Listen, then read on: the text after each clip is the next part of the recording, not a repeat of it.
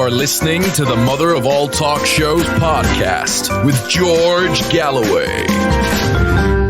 Now, I don't know where you were when you got the news that the very first ever United States president had set foot in North Korea, or the Democratic People's Republic of Korea, to give it its Sunday name. Well, I was in Donald Trump's bed. Not his actual bed, but a bed owned by him at the Trump Turnberry Hotel in Ayrshire in Scotland, where I was attending a very special 60th birthday celebration in honour of my good friend David, and thrown and organised, fantastic it was, by his good wife, wonderful wife, Roslyn. So there I was, propped up on these duck-down pillows. I tell you, you've never slept on a pillow till you've slept on one owned by Donald Trump, watching Donald Trump walking across that little bridge and giving a hug to the little rocket man, who just over a year ago he was threatening to eviscerate in a hail of missiles, some of which would have been nuclear missiles. I know it's had a mixed response. I see that a number of the US Democratic presidential hopefuls are showering down abuse on Trump for meeting the leader of North Korea. For me, I absolutely approve of it. The more leaders meeting more often, shaking hands and talking jaw instead of war, and the threat of war, the better. And I'll go further. I thought Donald Trump had not a bad week at the G20, strutting around like he owned the place, as of course he would like to do, but that was then. Now is now. He no longer owns the G20, but he acted as if he did. But he did some good things. He called off the trade war with the People's Republic of China and opened the door to Huawei, don't you know? That Gavin Williamson is back in politics. He's the British government minister, defence minister no less, who lost his job over the Huawei affair. So all the tables have turned. Huawei, we're now allowed. Anybody got a Huawei, they can sell me. They're now back in the game, at least temporarily. But temporarily is better than nothing at all. He had good talks with President Putin, the Russian leader, and that's a good thing too. After all, everyone in Europe is getting extremely exercised by the presence of short and medium-ranged missiles capable of carrying nuclear warheads that the Russians have deployed. But the Russians have only deployed them because Donald Trump withdrew from the very treaty that forbade their deployment. It's Kafkaesque, actually. You break the treaty and then you blame the other fellow for the consequences of it. If that sounds familiar, that's exactly what's happened in relation to the Iran nuclear deal, which of course would also have featured, not just in the discussions between President Putin and President Trump, but I expect all the leaders, including the European leaders, who definitely don't want war with Iran, which in any case seems to have receded a little. If you're picking up a pattern here, it's this, that Trump is full of wind and fury. His language is extremely aggressive, belligerent, bellicose, but actually he's killed a lot less people than President Hillary Clinton would have done. He has killed a lot less people than President Barack Obama actually did. So call me a man of shrunken expectations, but I'll settle for boorish bullying and browbeating rather than the hail of missiles crunching down on people's heads. Not that Trump hasn't done some of that, and he has facilitated much of that in the war in Yemen and indeed upon the heads of the Palestinian people. And no doubt these are issues to which we will return. And I note that the next G20 is in what they call the Kingdom of Saudi Arabia, but it's actually run by the Crown Prince. And Trump hailed the bone saw murderer, Mohammed bin Salman, the Crown Prince of Saudi Arabia, the man who chopped up into pieces my old friend, the Washington Post journalist Jamal Khashoggi. That should have gone down like a lead balloon in the United States. But I don't actually see much static from the usual suspects, from the Liberal Brigade. They're not so much interested in what happened to Jamal. They're only interested in throwing brickbats at President Trump. So I personally think if you were reviewing the week, you'd give him 6 out of 10, maybe edging up towards a 7. Tell me what you think. 02077 982 255. Of course, the Democratic Party are limbering up to run against President Trump in 2020. And the Democratic Party, as we foreshadowed last week, had not one, but 2 sets of hustings. We'll be talking to an expert guest, Cassandra Fairbanks, on how those debates went. Who's up, who's down, who won, who lost. I did see Joe Biden, the man that Hillary Clinton and the rest of the Democratic establishment almost certainly want to win, looking rather disturbingly like a waxwork dummy and talking not much more eloquently than a waxwork dummy would do. Here on this side of the pond, well, I'm afraid that the big story of the week was the lifting of the suspension on a rather important Labour opposition member of Parliament, Chris Williamson, followed 24 hours later by his re-suspension. And it looks to me like he's a goner, because Labour parties will, in the next 11 days now, begin to select, or at least pave the way for the selection of their candidates for a general election. So it may very well be that as a Labour MP, we've seen the last of Chris Williamson. Now, full disclosure, although I don't know him personally very well, I have been tremendously impressed by the work that Chris Williamson has been doing over these last 4 years. If I put it to you this way, if you're not part of our British audience, but you are listening internationally, Chris Williamson is the MP most supportive, most publicly, of the Labour leader, Jeremy Corbyn. And that's probably why he's now been put out. But he also toured the country on a democracy roadshow, effectively trying to encourage constituency Labour parties, the local Labour parties, to know their rights where it came to replacing MPs that had spent the last 4 years undermining their own party, undermining the leader, Jeremy Corbyn, because their allegiance remained almost entirely with the former leader, Tony Blair, formerly of this parish. Most of you in the world will know the death and destruction that he caused throughout the world. But believe it or not, he's still got more than 100 Labour members of Parliament on his leash. And he unleashes them with regularity to attack the actual now leader of the Labour Party. Their weapon of choice should also be familiar across the Atlantic. The weapon of choice is false allegations of anti-Semitism. Now, I said to you I don't know Chris Williamson well, but I know his public record very, very well. Chris Williamson has never said or done a single anti-Semitic thing in his entire life.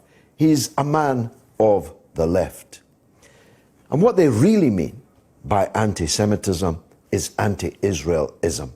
What they really mean is somebody standing up for the Palestinian people, somebody questioning Netanyahu rigorously, forensically, and unrelentingly. And this was foretold on this very show when it was on another platform by Dr. Norman Finkelstein, Professor Norman Finkelstein, who said that what was happening to Labour on the subject of anti-Semitism would be used as a trial run for the very same attack on Senator Sanders, should he be the Democratic Party's candidate. And that struck me at the time as being almost certainly true. And it has come true. The very things they say about Corbyn and Labour, they're saying about Representative Ilhan Omar and other members of the US Congress. They're saying about Bernie Sanders, although he is himself Jewish, and that's before he's got the gig. If Bernie were to win the nomination, and or if he were to run as a third-party candidate, be ready for the Jeremy Corbyn treatment, the Chris Williamson treatment, false allegations of anti-Semitism. Now, don't get me wrong. Anti-Semitism is a foul, vile, virulent, fatal poison.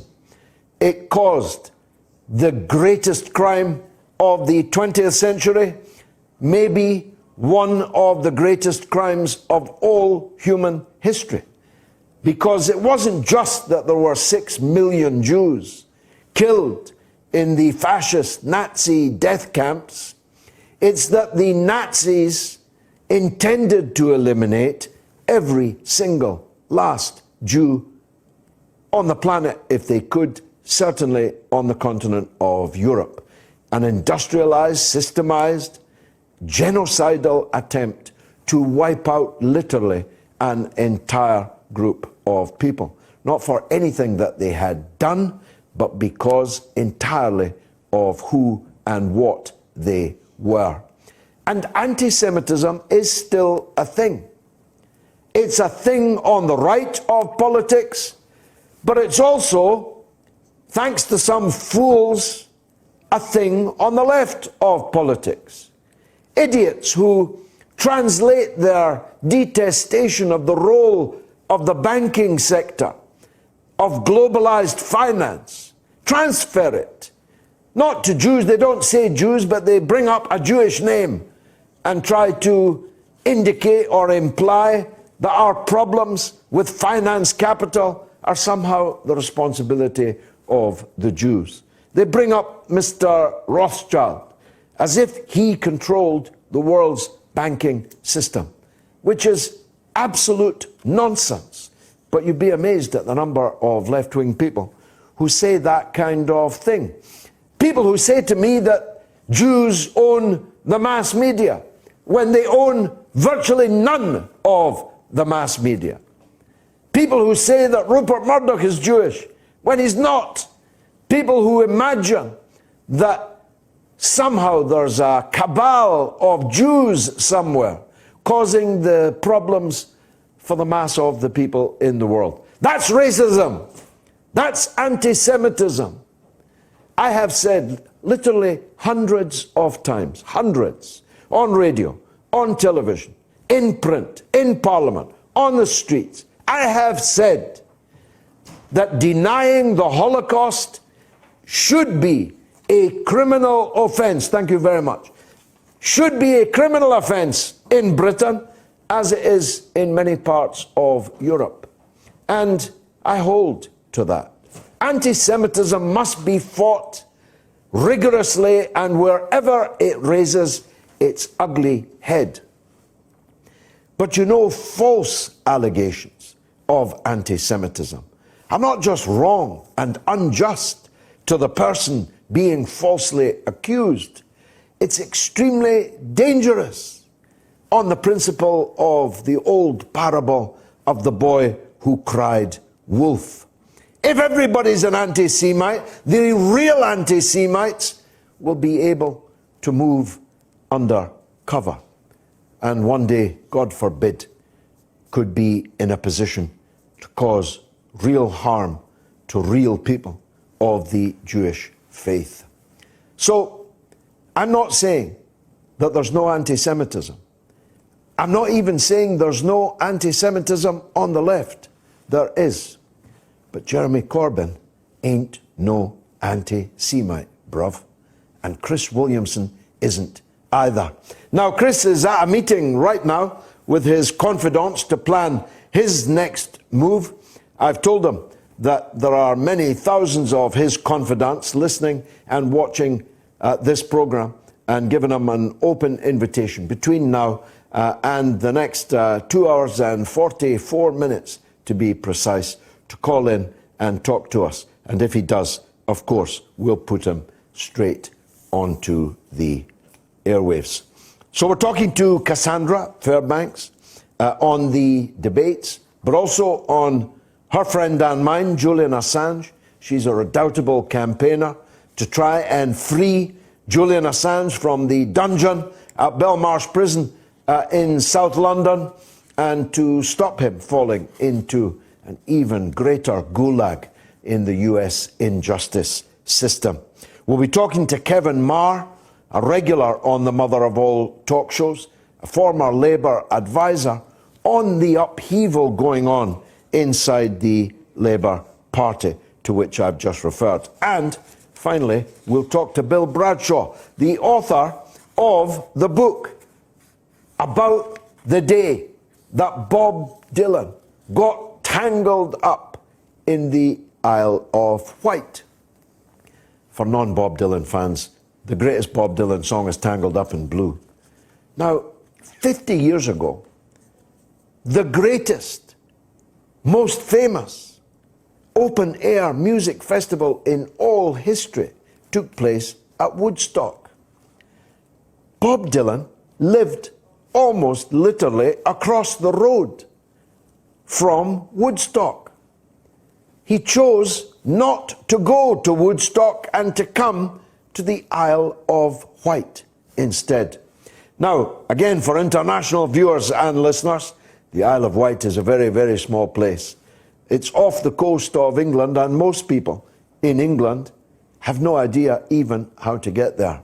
But Bob found his way there. And tomorrow, yesterday I was at Donald Trump's towers in Ayrshire. Tomorrow I'm at Planet Hollywood, because there's the launch of the publicity drive to get people to attend the 50th anniversary Isle of Wight Festival, where the presence of Bob Dylan 50 years before, making history, will be fully commemorated. He's the author, as I say, of Bob Dylan at the Isle of Wight Festival 1969. He's Bill Bradshaw, and he will be joining us. Cassandra Fairbanks, whom I introduced in a way earlier, is a legend, actually, herself. She's from Gateway Pundit. She's a redoubtable campaigner for Julian Assange, as I said, but she's also got a very sharp eye on the US political system. And if I'm lucky, she's joining me now on Skype. Cassandra, welcome. Hey, thank you so much for having me. Fantastic to see you on the screen. I thought it was just going to be a call. I'm so happy that we're on Skype. Let's talk, if we can, first of all, about the two Democratic Party hustings that took place on Wednesday and Thursday of this week. I'd like you to talk us through the runners and riders, who did well, who did badly, who moved up, who moved down. Can you do that for us? Sure. So the first Democratic debate was on Wednesday. It had Tulsi Gabbard, who's I'm personally a big fan of. She's the main anti-war, anti-imperialist, anti-interventionist candidate, isn't she? Yeah, and she was polling at between 0 and 1% before the debate, and she ended up being the most Google searched candidate. She was, she won the Drudge poll. She's really great. They tried to trap her into like a domestic policy question, and she completely ignored it and started railing against, war with Iran, and it was a pretty exciting moment for her. She's a former she's a veteran of the armed services too. She knows about war. Yeah, and she's great. She was the first politician to hop on TV immediately after Julian Assange was arrested and call for him to be released, called for charges to be dropped. She's gaining a lot of traction on both sides of the aisle right now. I think that there's a lot of Republicans, a lot of independents, just a lot of people who are sick of the establishment, and who are disappointed in how Trump has hired a lot of neocons. She's gaining a lot of support from those kind of people. And how did she do in the debate? Oh, she was great. She like I had said before, she just completely ignored this question about like equal pay for women or something that they had lobbed at her. It was like a softball question. They clearly didn't want her to talk about foreign policy. She just completely ignored it, went off on foreign policy. She destroyed this neoliberal, I forget his name even right now. I think it was Tim something. But he started talking about how we needed to, fight the Taliban and stuff, and she just laid him out, did a murder on live television. It was pretty great. Who else was on that first night then? There was Buttigieg. There was... Tell us about him. He's a mayor, quite a controversial figure in his own locality. Yeah, he's facing a lot of backlash right now because of an officer-involved shooting in his town. There's a racial element to it. I guess it was a white cop and a black suspect that got shot, and so he's dealing with a lot of backlash on that and his handling of it. So it was a good debate. It was a lot more interesting than Thursday nights, I think, which had Biden and Kamala Harris. Well, we've seen a lot of coverage of Thursday night because of the clash between Kamala Harris and Joe Biden. I described Biden earlier as looking like a figure in a waxwork museum. I don't know what work he's had done, but it certainly robbed him of almost all facial expression. I thought he did very badly in the debate. Yeah, I thought Biden was terrible. I think that he dropped 10 points in the polls after the debate. Really? His exchange with Kamala definitely did a number on his campaign. And he came across just out of touch and old and same old. Everything that he talked about was like what he did with Obama. He didn't really talk about what he would do going forward. And I think that really hurt him, aside from, Kamala destroying him in that back and forth. It was a very able piece of work by her. For those who didn't see it, she pointed out that Biden had boasted previously of his close relationship with segregationist senators who had opposed the busing of black children into schools that had hitherto been entirely white schools, the whole integrationist agenda. And she pointed out that she was, as a young girl, one of those students bused into a school that she would not otherwise have been able to enter as part of the informal, unofficial segregationism that was still practiced in the United States when she was a school student. He really didn't recover from that, did he? No. And there's been a lot of talk back and forth about whether or not her story was true because of the years that she was in school and things like that. But it didn't really matter because her performance she nailed it. I mean, they had obviously prepared her very well, and he couldn't recover from it at all. She killed him. Tell us about Bernie Sanders. A lot of people listening to this on this side of the pond, and I expect elsewhere, are very much hoping that he can this time be the nominee, as he was, many people think, robbed of being the nominee last time. Yeah, I was a big supporter of Bernie Sanders in the previous primary. I don't think that he did as well this time as he did, during 2015, 2016. I think he came across very angry and very anti-Trump. He was more focused on Trump than he was about presenting his ideas. He still did well, though. I think he did pretty good. I'm pretty sure he went up in the polls after the debate as well. Yeah. Apparently he did, but not quite as much as others did, or as Biden went down. So what happens now? That's the two scheduled hustings. Is it on now to the first primaries? I think that there's another round of debates, but it's going to be much smaller because the candidates have to raise double the amount of money that they raised to get into the first round. You had to raise 65,000 donors to get a place in the debates. Yeah, and now they have to do double to get into the next round because there's just so many candidates. Yeah.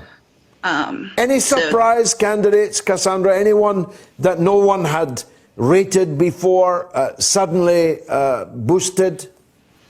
I think that Tulsi came out a really big winner. She was A lot of people weren't familiar with her, and a lot of people here are just sick of war. And she was the only candidate who talked about ending these wars, bringing money back home, working on, things that we need to fix here. And it was really refreshing, and I think that a lot of people saw that. I think that Andrew Yang has been doing pretty well because he's like the meme candidate now, but he kind of failed in the debates. He's alleged that they turned off his microphone, so he only got to speak for 2 minutes. A lot of people that can happen. Yeah, a lot of people had before. been watching for him and what he was going to do, but I think that he came off. He didn't come off as well as he should have. I read him saying that these kind of debates were not his milieu, not his meter, because he's a more intellectual, he's better in writing, better one-to-one than in this adversarial clash of the titans, even though some of them are very far from being Titanic. They're more like Titanic, the movie, and sinking ships. Do you think there's any merit in that? I mean, did you think the format was a good one? No, I think that it devolved into a yelling match half the time. It came across just terrible. The moderators didn't have control of what was happening. There were screaming fights. Kamala actually got in a good line when she was like, the people they don't want to see a food fight. They want to hear about how they're going to get food on their tables. It seemed pretty rehearsed, but it still came across really well because she got everybody to shut up, and it was descending into chaos. They had no control. Again, it was a very effective line. Now, what about the shoe that didn't drop? Elizabeth Warren is thought by many to be the official establishment candidate. If not Biden, then her. How did she do? I think she did well. She's not one of my favorites, but I think that she came across very clear. She came across strong. They definitely gave her more time than they did most candidates. I think it was her and Cory Booker had the most time during that debate. And she had very softball questions. I think that they were clearly, trying to make her look good. And it worked. I think, Has she gone up in the polls? I'm not sure, actually, where she stands right now. I think that she had seen a little bump. Yeah, we'll have some people check that and get back to people on that. Lastly, then, we have at least one thing in common. We're both partisans for poor Julian, unable to see the sky again because he's in Belmarsh prison. What can you tell us about how the feeling is in the United States? Poor Chelsea Manning is still behind bars for refusing to testify against Julian. How do you feel? Is opinion waking up to the grave importance of this case? It seemed for a minute that people were finally understanding how important this is, not just for him, but for themselves. Like, journalists in the U.S. finally seemed to start to get it. And then as soon as they announced that the trial won't be until February, it kind of lost media steam. People stopped talking about it. It's been really hard to get people to continue speaking out. They're just kind of complacent and quiet about it. This is which is a shame. The British trial in February, the extradition trial. Yeah. So people have thought it's in the long grass kind of thing, and Julian, meanwhile, wastes away in Belmarsh. Yep. I haven't seen hardly any discussion of him in mainstream media since the last hearing. What about Chelsea Manning? Now, on the face of it, all the liberals and the pussy hats and the feminists and all, you'd think they'd be really rattling the cages of the U.S. justice system about this woman again being behind bars, having already served her sentence, and being fined $500 a day on top of being incarcerated. Is there no one speaking up for Chelsea Manning? No, it's been very quiet. I mean, it's like they just forgot about her. The news cycle moves so quickly now that people talk about things for a minute and then they just forget about it. Meanwhile, she's rotting away in prison for refusing to testify against her publisher. It's insane. I think that the media, by being silent about this kind of stuff, they're hammering nails into their own coffins, because the rights that they give up right now are going to stay gone. And We see Trump going after reporters constantly, saying that they're not news, that they're not media, and this will be used.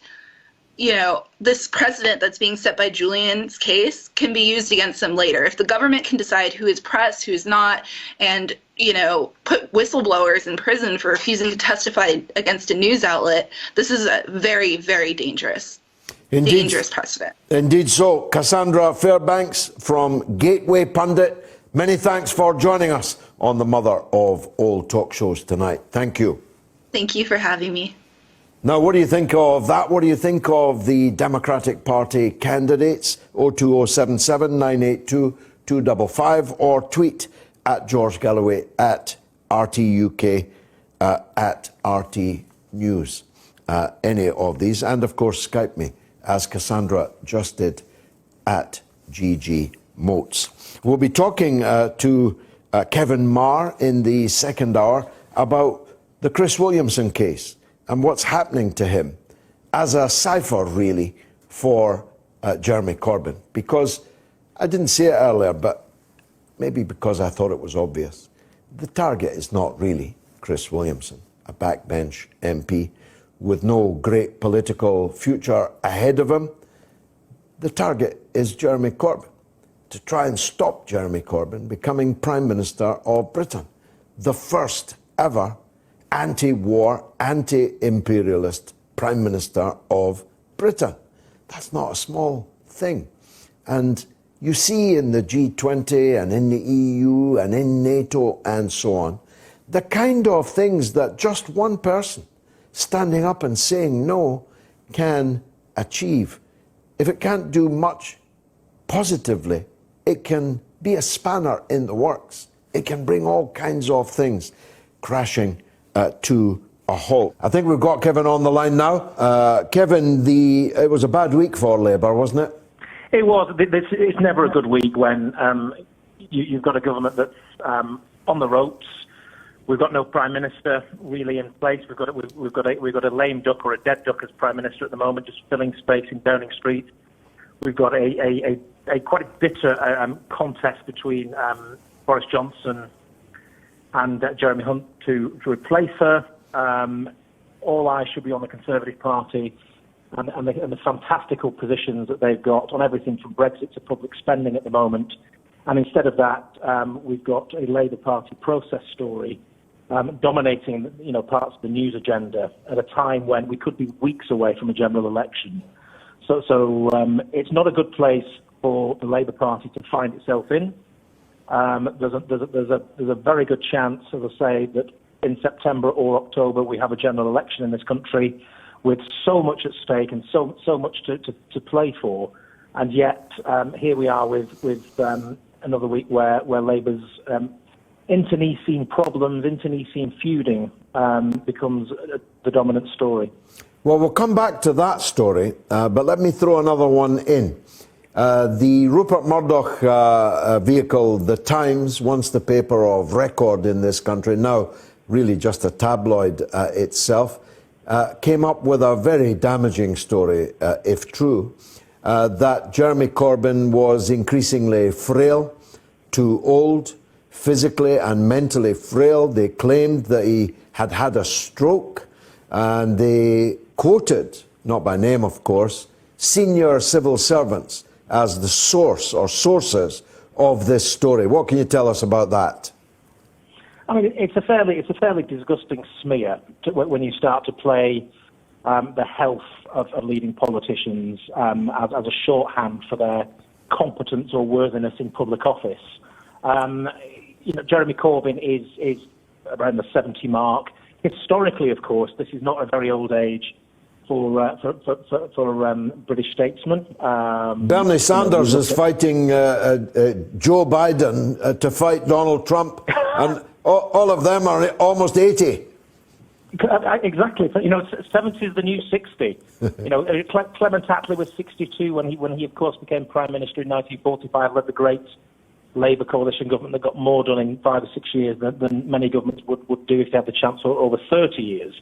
So his age is an irrelevance. What he wants to do as Prime Minister or what he wants to do in terms of leading government, that's legitimate legitimate terrain for people to criticise and critique. That's absolutely fine. But I think when you start to play the man, not the ball, then I think it's very dangerous. We saw this a little bit, of course, with Angela Merkel and her these incidents, 2 incidents of her shaking apparently at public events over the last couple of weeks. And again, it doesn't speak to her competence and her and suitability for office. If people have got health issues, well, frankly, I think that's private business unless it intrudes into their general competence, and I don't think it does. And I think what we're seeing here is again a sort of an attempt to pick up on Jeremy Corbyn, the person, and try and undermine his integrity. As I say, cognizant that we are potentially a few weeks away from a general election. So I think you've got to see these kinds of stories and these kinds of criticisms for what they are. They are incredibly loaded, given the times that we're in. We are in uncharted political territory in so many different ways. I mean, the fact that we may have a prime minister around the 70 mark and what have you is almost gloriously irrelevant, given all the other issues that the country faces. But as a general point, I think we're going to have to get used to the fact that we're going to see party leaders much older than we've perhaps been used to over the last 20 or 30 years, when if people haven't peaked in their early 40s, then they've almost left it too late. And I think we've now reached the point of saying we've had prime ministers of a tender vintage, if I can put it like that, and they often leave us in a big mess. So actually, perhaps age comes with wisdom, and with wisdom comes fewer mistakes. Well, I'm all in favour of that analysis, Kevin. The thing about young leaders, of course, is you have to put up with them for a very long time after they've left office, and that can be very embarrassing indeed. Your friend and mine, Tony Blair, springs to mind, but Barack Obama maybe also. I saw him in a chateau in France for his holidays at 35,000 euros per night. Nice if you can get it. I mean, of course, we've got David Cameron sat in his shed. I forgot about him. Of course, in his late 40s, and there's nobody, of course, anymore got a good word to say about the chap. Yeah. Tony Blair made the remark, I think, a few weeks ago, George, about that actually he felt that if he'd have become prime minister at the age he's at now, he would have been far better at it than the age he was at. Very interesting. Very interesting. We can leave that point there. But of course, the idea that you know everything and you are, wise enough to deal with the problems of the country and of the world in your early 40s is I think will be seen as kind of heroically arrogant in years to come, when we actually return to wisdom and people having put long years into public service before they aspire to these highest offices. Amen to that. Amen to that. Absolutely. Let's Kevin, let's go back to this process story. Conscious of the fact that this is an international audience now listening across the world. It burst on the news rather unexpectedly. Certainly I did not expect it, and neither did Chris Williamson. Nobody informed him, in fact, that he had been readmitted. He was readmitted on the advice of 2 barristers and a QC, who, as it happens, all 3 of them were themselves Jewish. There was a subcommittee, an obscure subcommittee of a committee, of a bigger committee, that opined and decided to reinstate Chris Williamson back into the Labour Party. Now, with all due respect to Jeremy Corbyn, I would argue that this is not a local matter. This is a nationally strategic matter, and not one that you can palm off to a subcommittee of a subcommittee. And I rather think the whole thing, whatever view you take on Williamson, and I've nailed my colours to the mast earlier in the show, the whole thing was handled really badly. Oh, definitely so. Absolutely, definitely. I think what's driven this is a very sort of peculiar piece of housework, if you like, for the Labour Party, which is the party's written to all its sitting MPs, seeing whether they wish to fight the next general election. And as I say, we could be talking weeks away from that happening.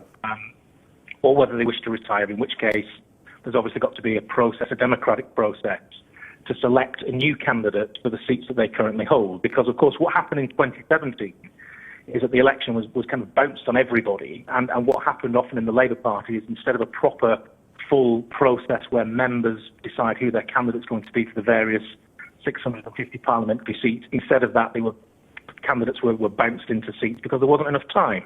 So it's perfectly logical to have this process now and to ask sitting MPs whether they wish to carry on or whether they don't. And I think what's happened is that process has caught Chris Williamson up, and probably some of the other MPs that have been that are perhaps suspended but not expelled from the Labour Party. And there are other people in that category along with Chris Williamson. So I suspect what's happened is that in a spirit of housekeeping, they've tried to sort out, particularly in Chris Williamson's case, can they resolve it, bring you back in, and then ask him this question and what have you.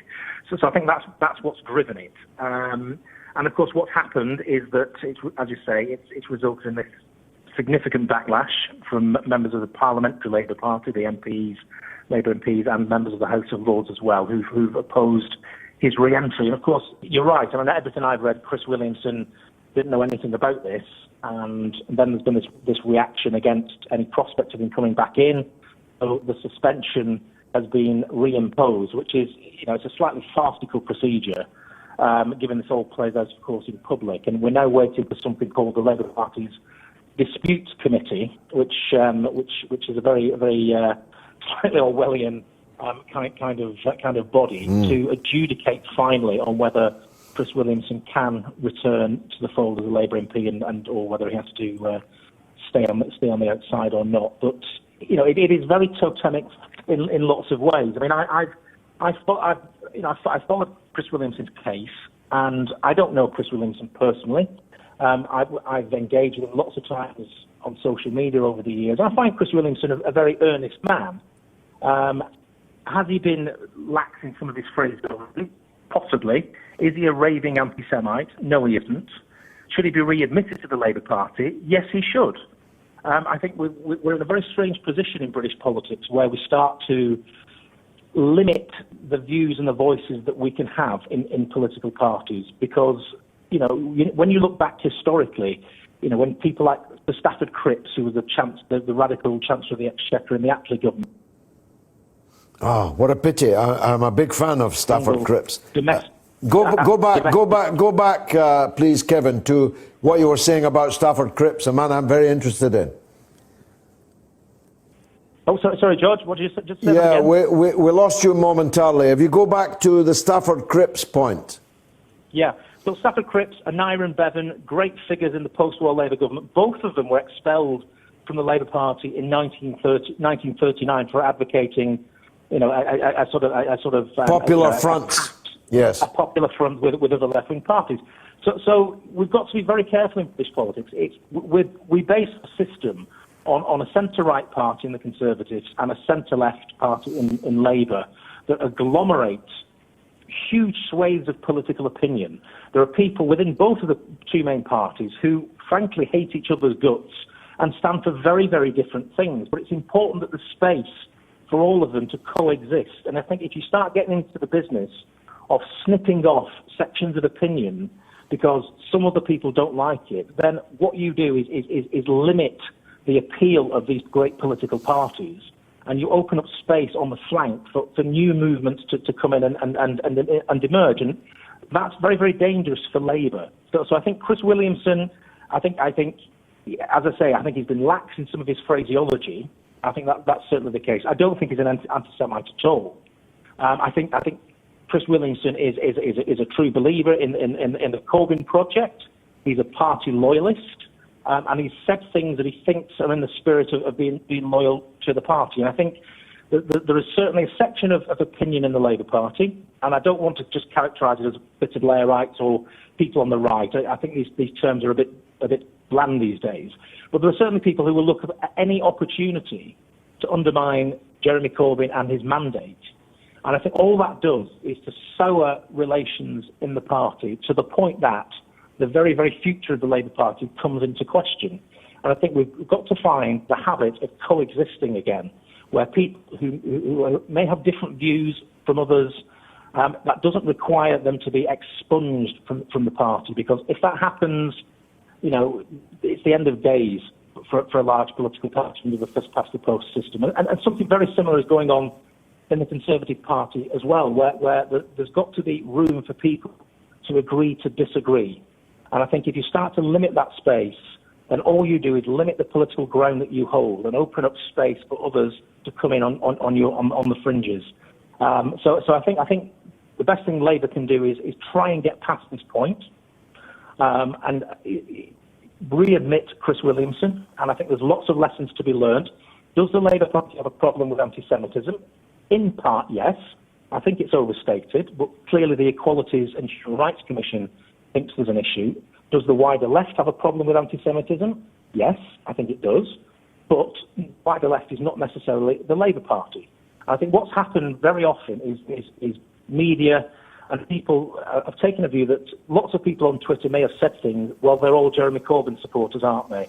They're all members of the Labour Party, aren't they? And they're not. They're just not. And I think Jeremy Corbyn and his team have failed, really, to set some context around, look, we're not responsible for every anonymous account on Twitter that propagates some anti-Semitic trope. That's not, we don't have a competence to police the whole of social media. We're responsible for people who are representatives of the Labour Party and members of the Labour Party, and we can deal with those people. But the wider people in the landscape, they're nothing to do with us. And unfortunately, what happens is all of that gets rolled into a general critique of anti-Semitism and Jeremy Corbyn's response to it. And, that's just where we are, I think, often with the impact of social media on contemporary politics. One of the things that makes me suspicious, though, Kevin, is that Bernie Sanders, himself Jewish, is under precisely the same kind of attack as Jeremy Corbyn is.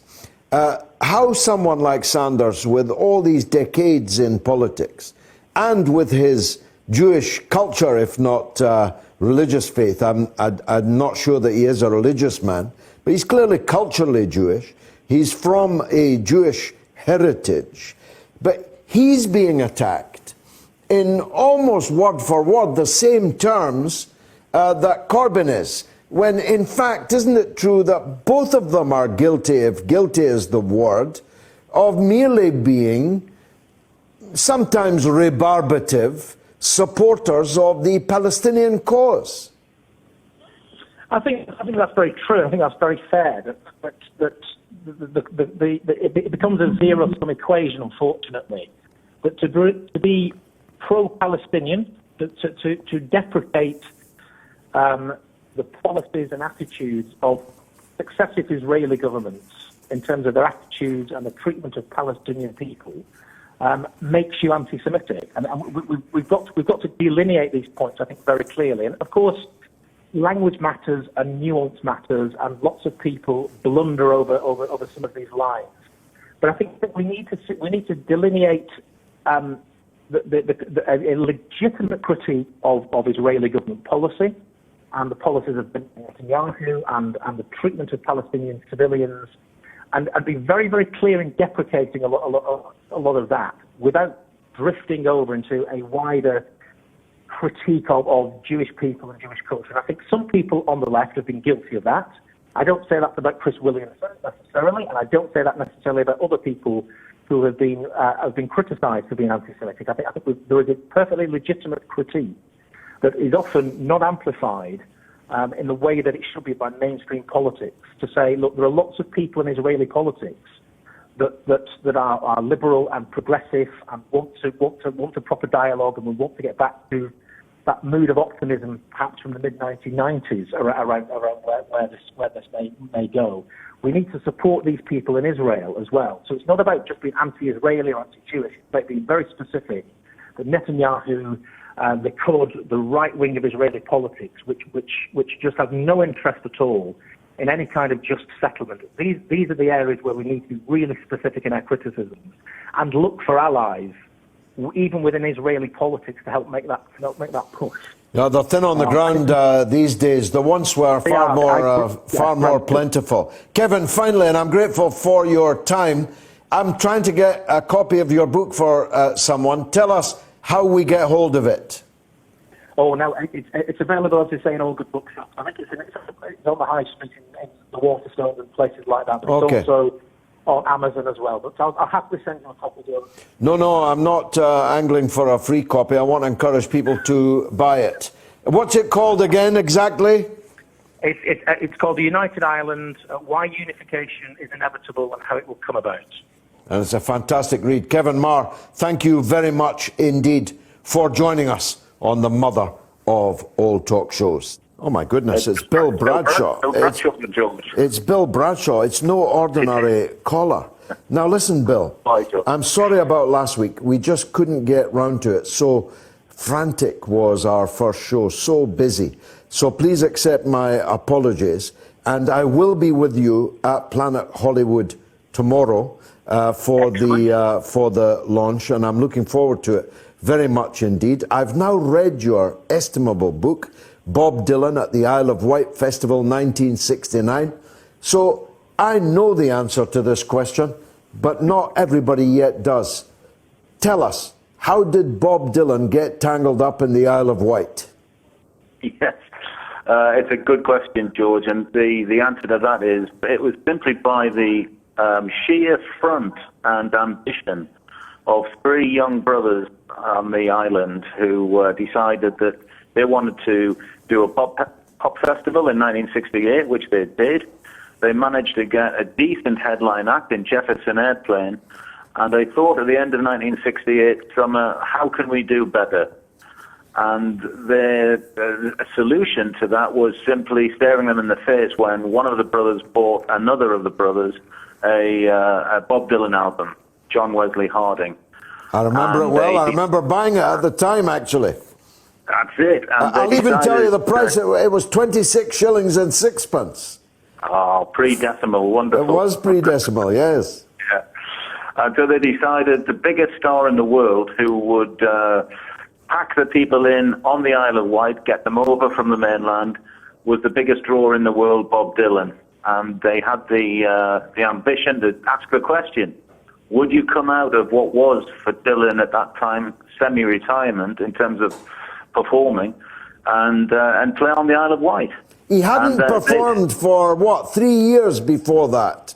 More than 3 years. Really? As you know, George, as a Dylan fan, I think that he'd had a motorcycle accident in New England. And the suggestion was that he'd actually broken his neck.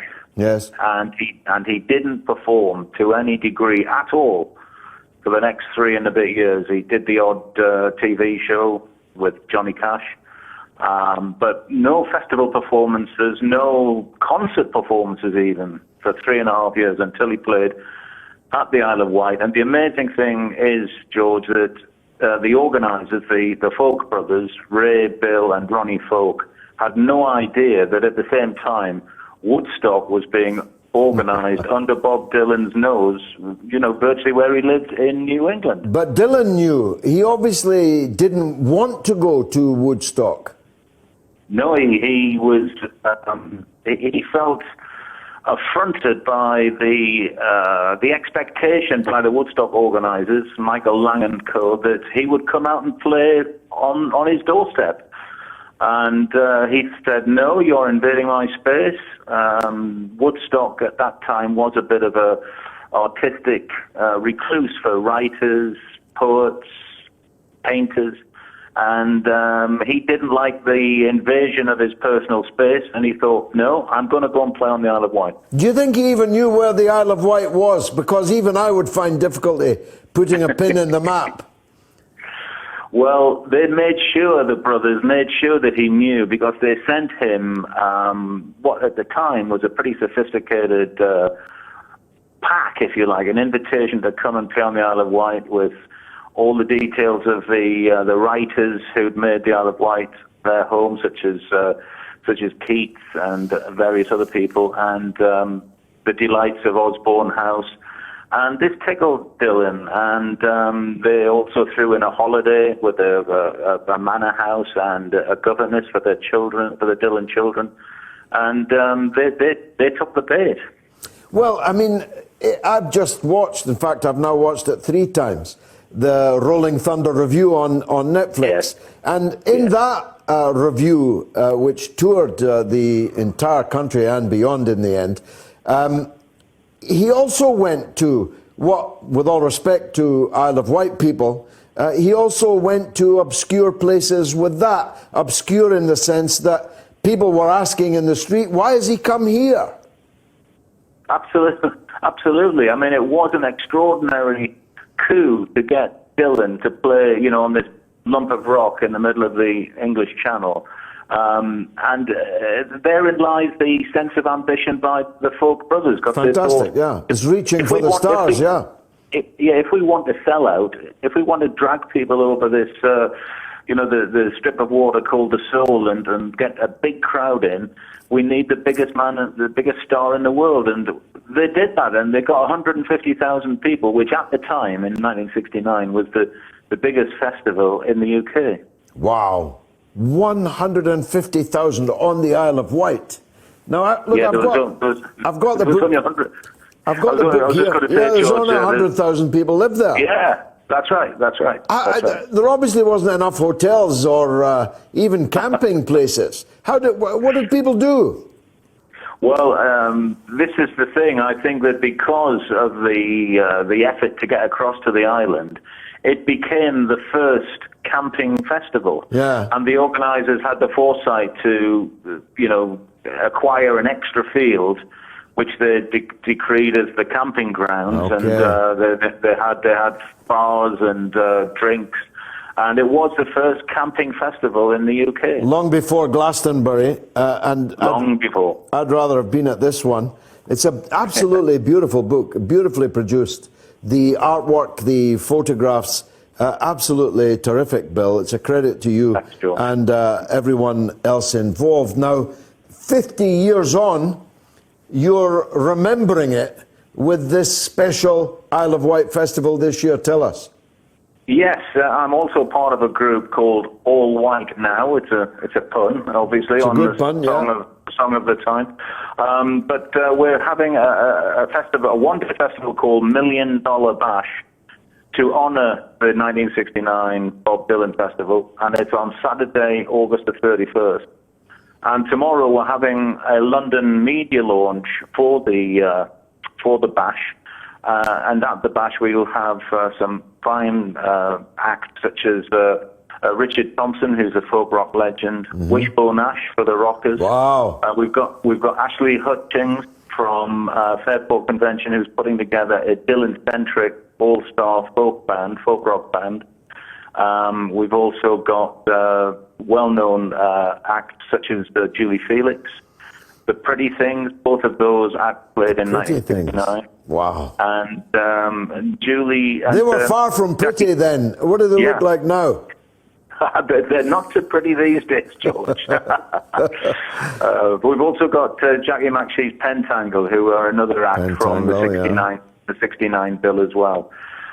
So we've got a really good cross-section. We've also got a fantastic young rising talent called Dina Walmsley, who was the runner-up in this year's series of The Voice on ITV. Okay. And she is a really, really talented young performer, and she's going to be actually singing a couple of songs at our press launch at Planet Hollywood in London tomorrow. I'm looking forward to that. You wouldn't tell me if you had, but the thought occurs, would it not be worth a sneaky wee try to get Bob to come back for the 50th anniversary?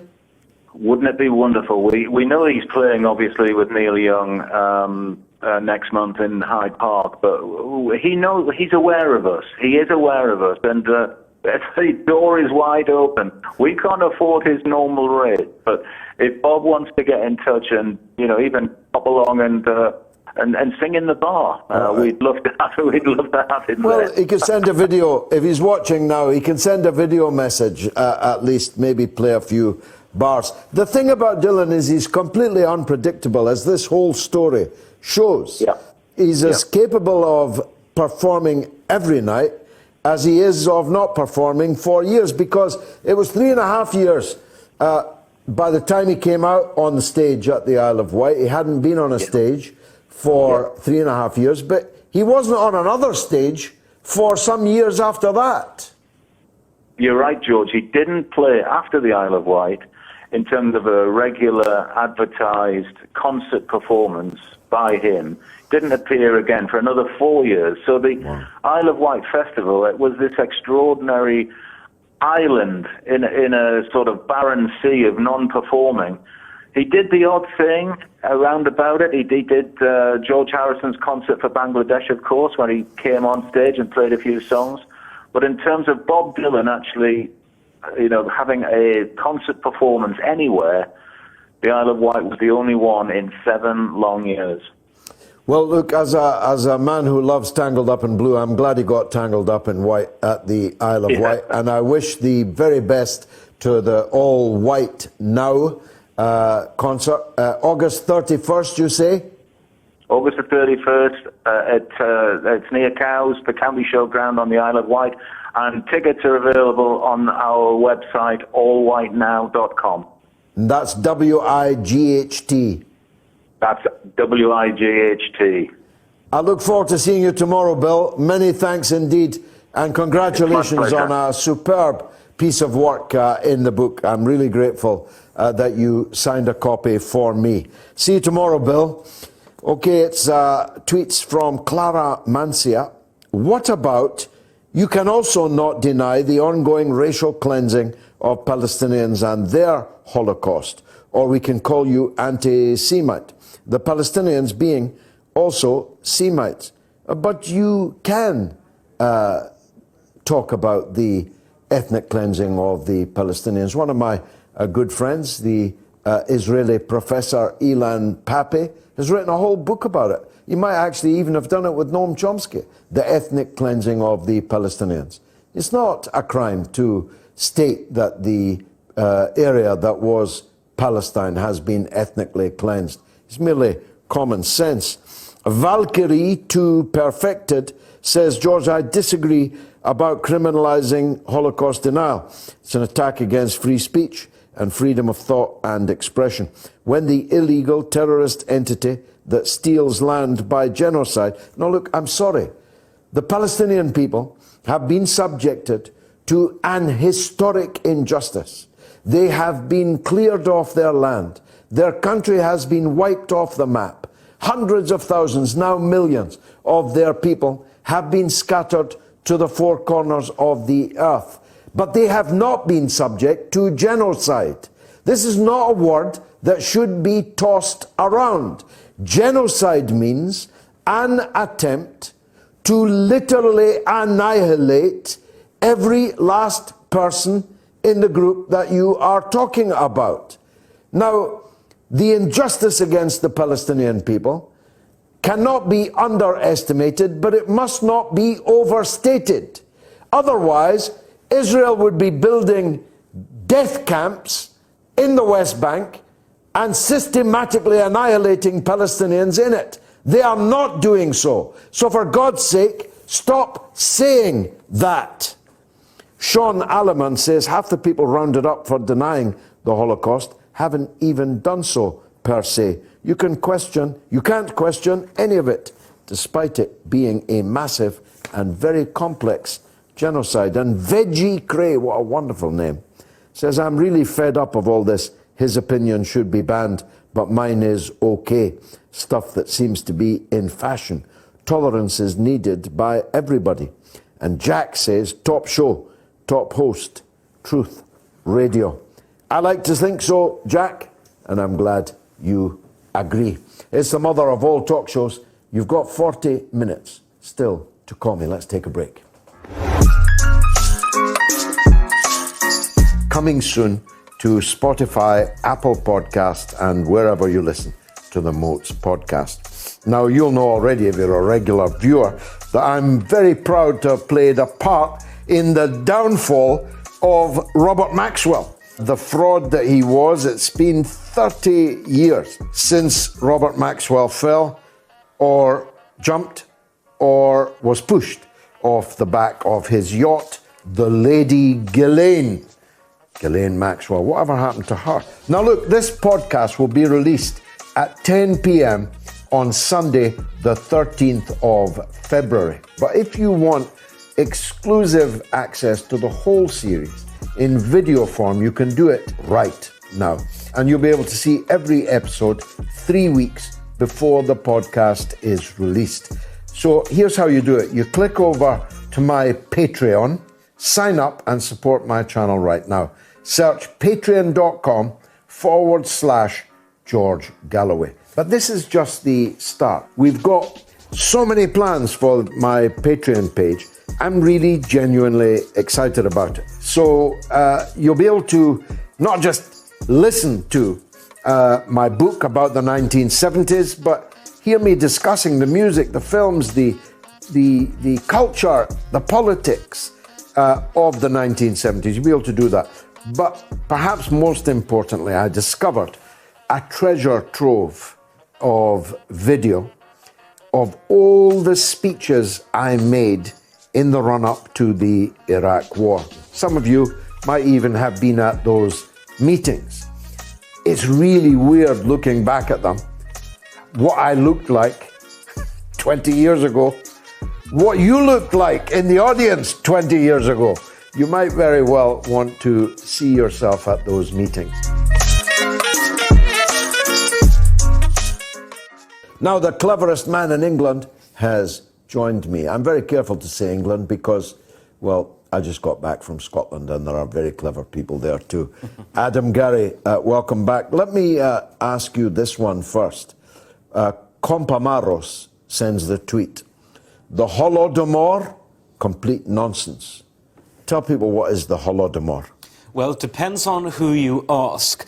In the early 1940s, particularly around 34, there was a Soviet famine. And the reason for that Soviet famine was that the creditors of the Soviet Union that needed to be paid back stopped refusing hard currency. And this left the USSR with little choice but to pay in grain. So when grain becomes currency rather than foodstuffs, it creates a famine, especially with all the other chaos and with the malfeasance going on. And so it was one part the fault of the creditors who put the USSR in a bind, and another fault of the USSR, not for anything ethnically or ethno-linguistically motivated, but simply poor management. But there is a strain of thought among Ukrainian nationalists who think that ethnic Ukrainians were specifically targeted for starvation during that famine. But when you look at the actual facts, there were people that were horribly affected by that very real famine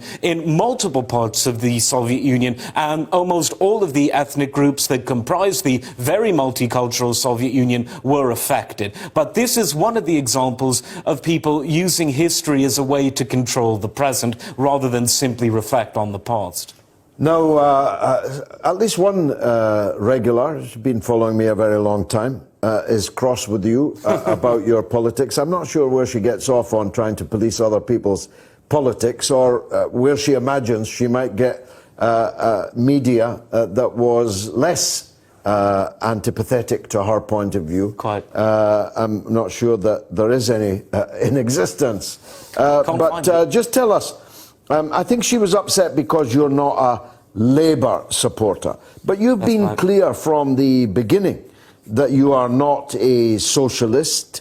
Indeed, you are a centrist. No. But you just define centrism differently to the kind of charlatans who call themselves centrists in today's political spectrum.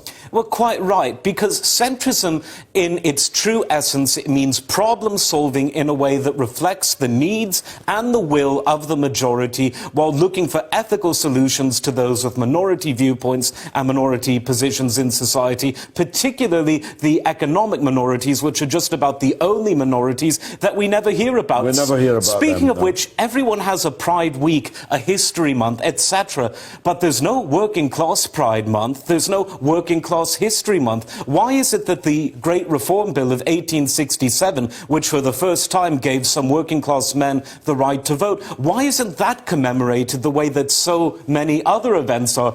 That's an aside. That's one of the many things. It's a very important aside. It is, and it's one of the big problems I have with identity politics, one of the many problems I have with it. But going back to centrism, centrism is not liberalism, and liberalism is not centrism. Unfortunately, a lot of the most virulent, extreme varieties of liberals in Europe, in North America, call themselves centrists when they're really not. Lee Kuan Yew was a centrist. Mahathir Mohamad was, and still is, at the age of 93, I believe he is now, indeed, a centrist. Deng Xiaoping, forgetting he was a communist in name, in many ways he was a centrist. And Ataturk, in many ways, was a centrist also. So when you look at the great centrist leaders, for me, it means getting things done without ideological baggage. And that's the antithesis of the liberalism masquerading behind so-called centrism that we see today. Now, talking of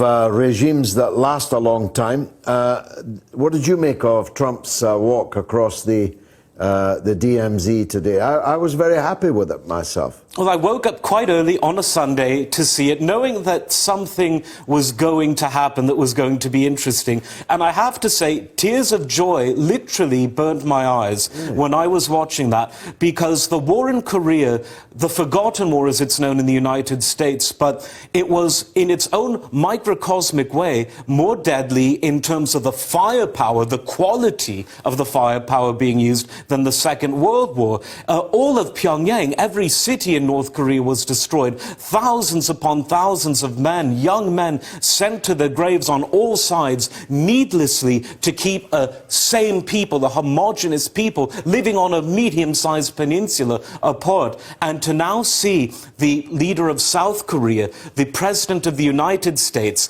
and the chairman of the DPRK of North Korea, all standing in the truce village, smiling, and to see the President of the United States walking into the DPRK beside a smiling Kim Jong-un, I honestly think that the people who don't have a recollection of that forgotten war have underestimated the weight of this occasion. This is a moment on par with the events that set in motion the crumbling of the Berlin Wall. And as I've said before, I'm more convinced now than ever before, there will be peace in Korea. There will be cooperation between North and South. There is no going back, no more than there's any chance that the Berlin Wall will be re-erected. A lot of critics have emerged, most of them playing party politics, but some of them in the Republican Party also. Overwhelming criticism in the US media, which is, of course, controlled by people who are, I think, irreconcilably hostile to President Trump. So he took a big risk doing it. He takes a lot of big risks. Yes. Why does he do that? Well, all three of those leaders that were there today are men of destiny. Moon Jae-in was a man of peace who had his election literally, and it's all in the open now, literally stolen from him in 2012 by the South Korean version of the CIA, so they could put in Park Geun-hye, the son of the daughter of Park Chung-hee. That ended well. She's in prison. Larceny in prison. Quite right. And so Moon was a man who held fast, and in 2018, the man of peace got in, and the woman of war is in prison. Donald Trump, whatever one might think of him, is a man of destiny. He changed the way American leadership looks, speaks, acts, and his levels of unpredictability, the organized chaos. What portion is organized? What portion is chaos? Maybe we'll never know. He's a man of destiny. He defeated the Clinton war machine, which is in many ways the most justified victory an American president has had since 1945. And finally, there's Kim Jong-un, the youngest ever head of state to take over a nuclear-armed nation, one of the youngest men to ever become a head of state in the modern age. And he was someone who he came onto the scene wrapped in mystery, a riddle inside the enigma and the rest of it. And now he's a man that is giving answers to the press at press conferences. He's a man who's been described by the South Koreans as humorous and self-deprecating. And most importantly, he's a man making speeches about artificial intelligence, about economic reform, about peace rather than hostility with the former enemies of his country. All three of these men were men of destiny, and that little walk, only a few feet though it was truly one small step for Trump and Kim, but one giant leap for world peace. That's a good point. To take a break. We are above all the latest developments, and we don't take any sides. Radio Sputnik, telling the untold.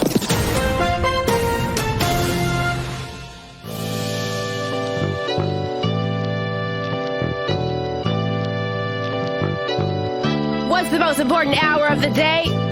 It's the Critical Hour with Dr. Wilmer Leon. On this show, we don't just deliver the latest headlines. We divide the real from the fake. Tune in to hear from some of the most brilliant political minds of today. Get in-depth news and analysis that goes beyond the surface and dig straight into the details. Set your clock to the Critical Hour for a news perspective unlike any of those other guys. Tune in to the Critical Hour with Dr. Wilmer Leon, weekdays 6 to 7 p.m. Eastern, and catch us on Facebook Live. You're listening to Radio Sputnik. By Any Means Necessary is your guide to the movement and efforts shaping the world around us, from mass incarceration. No longer am I interested in or concerned with prison reform.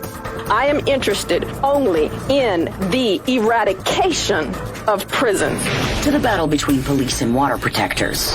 It was a pretty punishing disregard for the sanctity of human life, that unleashing water cannons on peaceful, prayerful water protectors. From efforts to protect the environment. The climate movement is ready to, with plenty of opposition research and force and strength, along with, the right of both science and morality, to fight them on this. To the movement for Black Lives. When I first saw the Michael Brown video, and I saw that it clearly contradicted the narrative put forth by the Ferguson Police Department and by police supporters in general, three words came to mind. Color me shocked. Stay tuned to By Any Means Necessary, 5 days a week here on Radio Sputnik.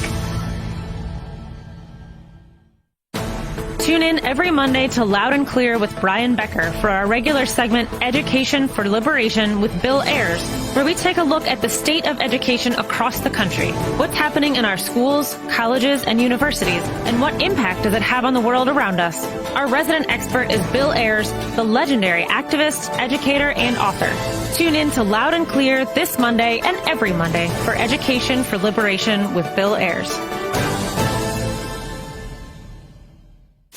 24 hours a day, 7 days a week.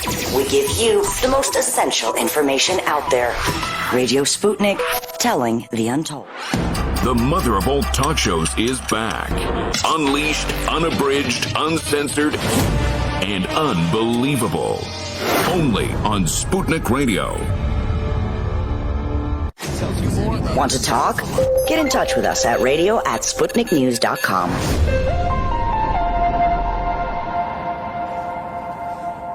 Well, Ask Adam is in full flow, but there's so little time, so much to ask him. Joe Public asks a good question, but before I give it to you, let me just paint the backdrop. Theresa May met President Putin at the G20. She contrived to be as graceless as was humanly, physically possible. As someone wrote, she had a face on that someone would have if their blind date turned out to be something of a disappointment. It was the sink, the pits of lack of diplomacy. And I don't know if President Putin was too polite to ask her, but let me ask you, as Joe Public is asking, where are the Skripals? Because if I was President Putin and saw the way she was behaving, I'd have said, by the way, Yulia Skripal is a Russian citizen. Where is she? I demand that you tell me. Well, before we get to them, the short answer is no one, at least no one who can say, is willing to say, and I certainly don't know where they are. But getting back to the disappointment that was Theresa May at the G20, she had one thing to do. You had one bloody job. And that was when she's in a room with the president of the US, with the president of China, the prime minister of Japan, the prime minister of India, president of Turkey, president of Russia.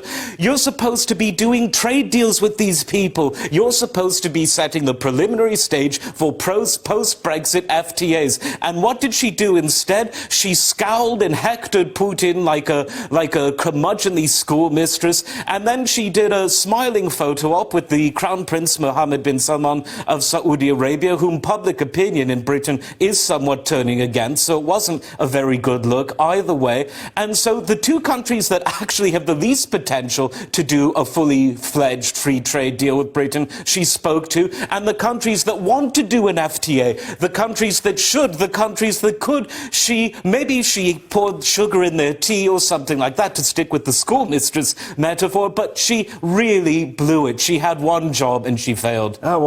She's generally failed at most jobs that she has had. Let's take some callers then, right up to the end of the hour. Next caller, please.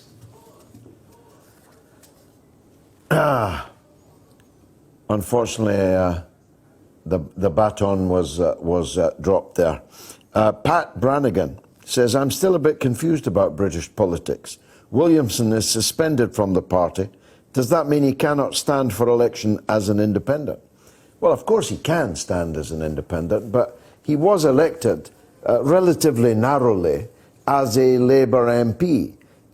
He hasn't, from my point of view, and from Kevin Marr's point of view, adumbrated earlier, done anything that justifies being pushed out of the Labour Party. Why should he stand as an independent? Have we got that caller? Yes, hello, caller. Hello? Yes, you're on the air. Go ahead. The whole world is listening. Hello? Yes, go on, speak up. It's not who I think it is. I think it's the legend that is Norma. Can she be properly introduced, please?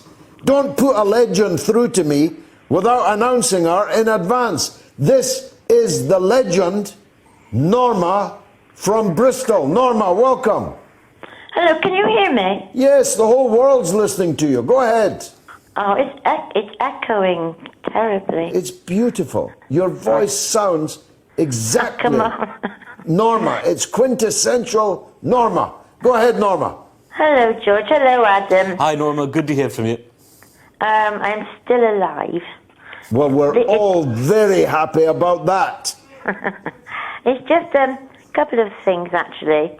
One is about Jeremy Corbyn. I'm so sorry he's been treated so badly, even by his own party. Especially by his own party. Yeah, I know. None of the rest of it would be possible if it was not for the people in his own party. Go on. I know. The other thing is about... There's a big echo on this phone, George. No, it's perfect. Believe me. It was not for me. Go ahead. Anyway, Boris Johnson. Yeah. I'm afraid he's got no character. He's got a lot of... Let's be fair, Norma. He's got a lot of character. He's not short of character. He may be short of ethics. He may be short of credibility, but he's a real character. Oh, he is, yes. But the actual... not going into all the details of Boris's private life. No, we should avoid that. Yeah, but his record in the past with relationships isn't good. And, you know, these posh boys... Neither has Jeremy Corbyn's relationship with relationships but I don't think Jeremy Corbyn... That's one of the reasons why it's not good to go there. No. Maybe not, but these posh boys, I think, don't respect women. I really don't. However, we'll leave that one. Mm-hmm. I don't like the echo. Well, let me ask Adam to reply to your first point, which was that Corbyn is being treated unfairly and that Boris Johnson is, who's almost certainly our next Prime Minister, is a man, shall we say, wanting on one or two fronts. Well, the thing with Boris Johnson is that he's got a big monkey on his back, and it's not ex-wives, it's not Michael Gove and his delivery assistants. It's the Brexit Party, who today unveiled what in this day and age sort of counts as a manifesto. They revealed some of their policies beyond Brexit, beyond a free trade deal. They were very centrist policies. They were policies, frankly, that I would find it hard to imagine that anyone could oppose them. One, Nigel Farage said broadband and good high-speed mobile connectivity is as much of a right as clean running water. He wants to scrap the expensive David Cameron vanity project, which was high-speed rail 2, and invest money in the Midlands, in Wales, in the north of England, in places outside of London that have been neglected. He wants to cut student debt. He wants to put money back into developing infrastructure. There was someone even online who said, this sounds almost like a Tony Benn speech. So Boris Johnson needs to realise that if he doesn't deliver Brexit on the 31st of October, and if he doesn't do what, to quote Nigel Farage, cross the demilitarised zone and speak to the Brexit Party, I think that both Labour and the Tories are going to have a huge problem, and it's not coming from Jeremy Hunt, it's not coming from Israel or Palestine, it's coming from Nigel Farage. Norma, last word to you. Yeah, so just quickly, the other point was this Glastonbury Festival with Michael Leavis supporting CND. Caroline Lucas gave a speech today on the Pyramid stage on scrapping Trident, and it had a brilliant response from all the people there. Well, I'm very glad to hear it. Are you telling me that you had your wellies on and you were at the Pyramid tent at Glastonbury? No, my son is, but I'm Excellent. not now. Wonderful. I got it on my Twitter. Excellent. Norma, thanks. You're a legend always. Thanks very much for calling us. Many people, and I mean many, are very happy to hear your voice. Let's take a caller. Yes, who's on the line? Hello? Yes, you're on the line. You're talking to the whole world. Go ahead. Oh, that's wonderful. I did actually call you before, George. That was back in 2016. And it was just after Trump took the office. Yes, as I predicted. As I predicted he would. Yes, and I went on about driverless cars and saying how it was a great time for him to take the office and how all this technology was going to happen, and it kind of hasn't happened in the last 4 years. But now there's a candidate on the scene, Andrew Yang, who it seems like could be this sort of new candidate, the sort of thing that I thought Trump might be and really wasn't. And so I wanted to ask Andrew Garrie a question, if that's all right. Rohan, thanks for that call. That's Rohan in Huddersfield. Now, Adam, I did signpost earlier that you were, I think, the first British supporter of Andrew Yang. Respond to Rohan and tell me how you think he's doing. Well, first of all, I think Trump is going to win in 2020, but I think and I hope that Andrew Yang isn't going away. Now, for those people in the States and Britain and everywhere else who might not know who he is, he's a candidate who said openly he's more or less an independent, but to give himself a shot, he's standing in the Democratic primary.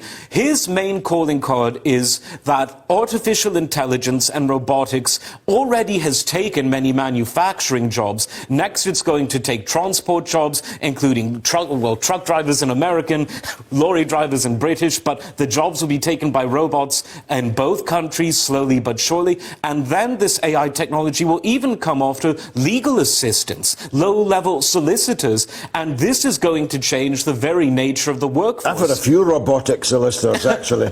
Well, there are quite a few robotic I mean, look at Theresa May. She may well be the most successful. First AI Prime Minister. So, rubbish human Prime Minister, excellent AI.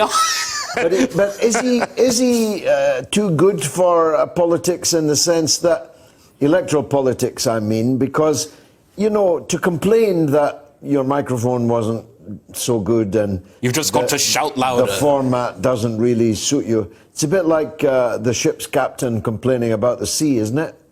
There's a bit of that, and there is a feeling that he's almost too straightforward, too honest, and don't get me wrong, I love those qualities, but if you're honest and straightforward, you've also got to be a boxer. Muhammad Ali was very, very honest, but if you called him a liar, he knew what to do about it. And Yang, let's give him time. The format itself was quite rubbish, and social media is far more important in many ways than these old legacy medias. Donald Trump already proved that, and I think the fact that Yang is striking a moderate tone, saying let's end the zero-sum attitude of saying, oh, because we have a disagreement, we can't be friends, we can't stand next to each other, we can't shake hands or have a discussion. He's totally rejected this, frankly, marching drum of proto-fascism that's sweeping in, saying that people in a civilized society can't discuss things. As I said when talking about Europe, call me old-fashioned, I prefer Magna Carta to Mein Kampf. And Yang is someone who is very open to talking to everyone. We're all in the same boat mentality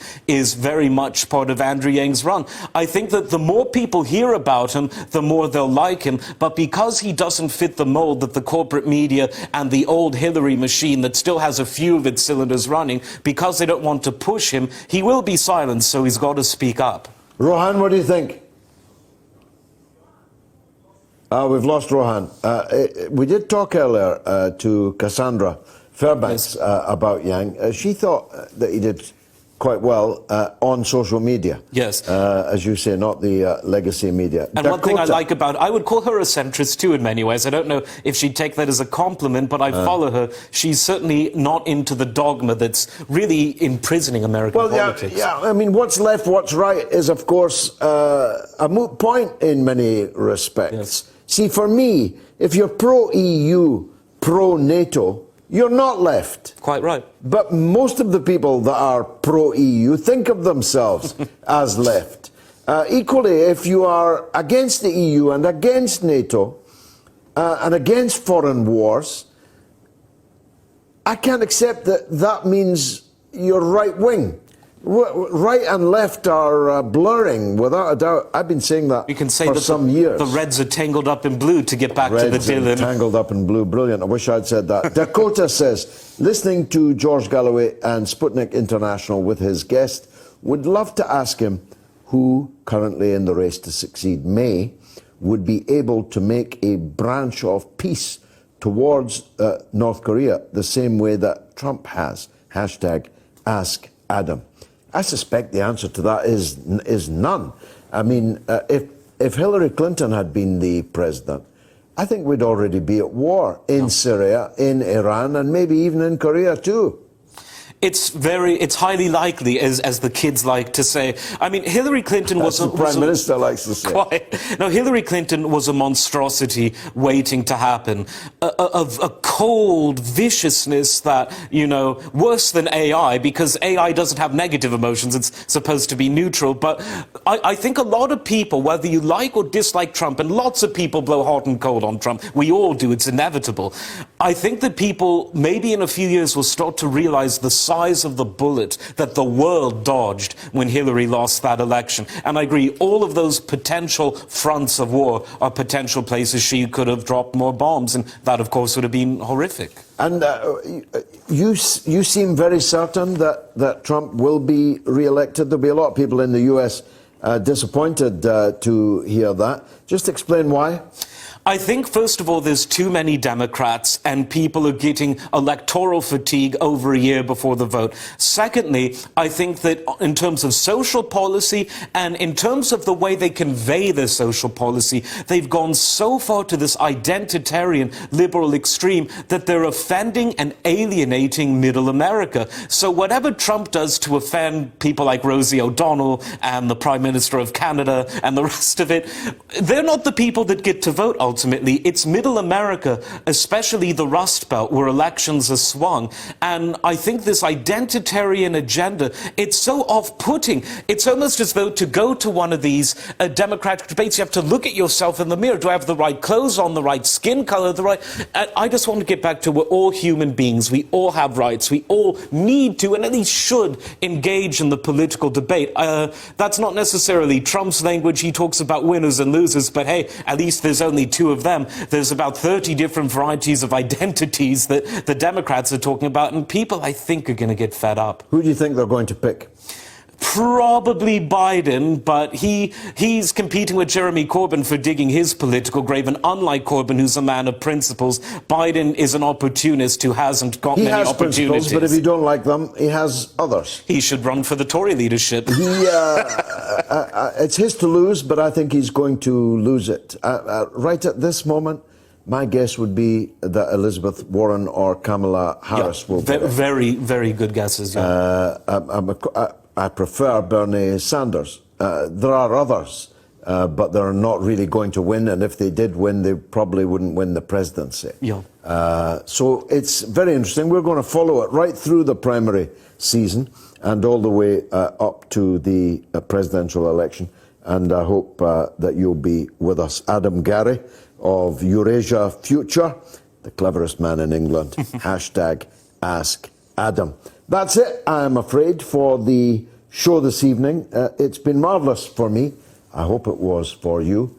And if it was, come back next week at the same time and bring another viewer, another listener with you. You can follow me on Twitter and on Facebook and on Instagram, even on Snapchat, and of course on my own video channel. Goodbye for now.